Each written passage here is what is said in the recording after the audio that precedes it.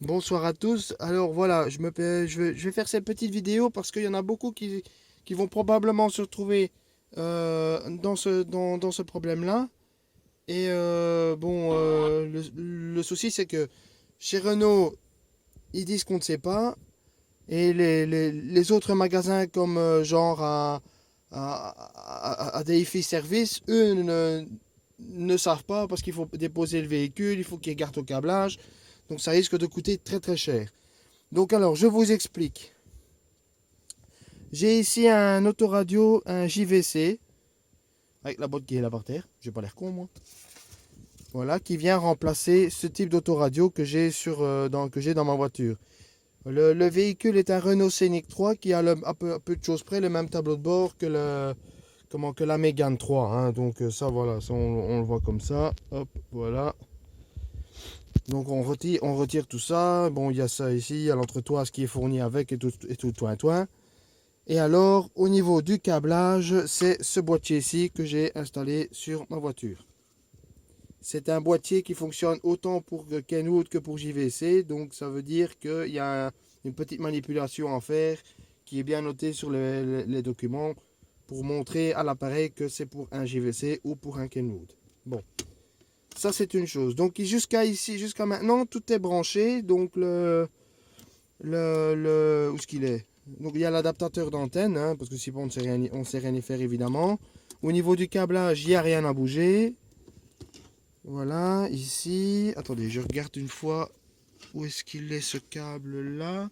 Il doit errer quelque part dans la région.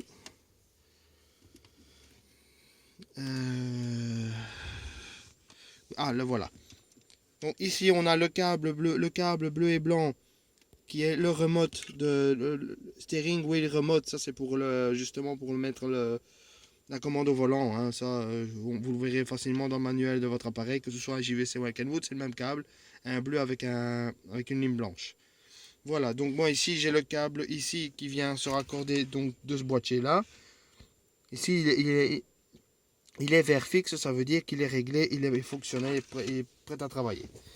Donc mon problème était celui-ci, c'est que lorsque je mettais le véhicule en marche, vous allez comprendre tout de suite.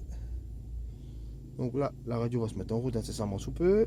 Le GPS se met en route, jusque là tout se passe très bien. Sauf que Plus d'infos sur notre site, c'est Thomas Epiron. Sauf que, boum, ben voilà, le GPS se met en veille.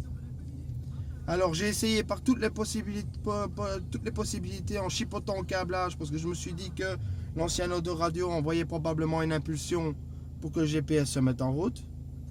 Rien n'y a fait jusqu'à ce que, bizarrement, je me mette à tripatouiller ce bouton-ci, lui ici. Donc là, on va faire un appui pendant 5 secondes dessus. Et alors, vous allez voir que le GPS, à ce moment-là, hop, le GPS se met en marche, on accepte et on est parti. Ça, ainsi, le GPS repart de plus belle. Merci Renault. Voilà.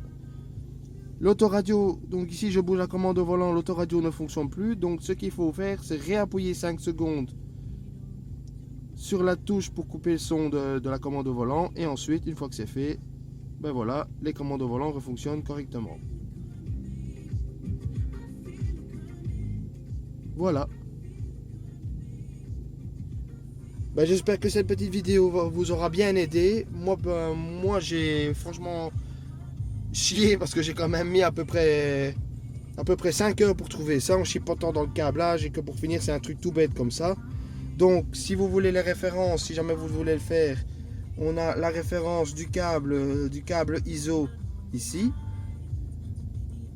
On a la référence du boîtier que j'ai pris tout à l'heure qui est ici. Et alors bon, l'adaptateur, ils fournissent l'adaptateur pour le fixer, pour la commande au volant par câble comme ça. Ou alors on a le système en jack qui se trouve ici. Hein. On ne sait pas les désolidariser, c'est comme ça, c'est bon, voilà.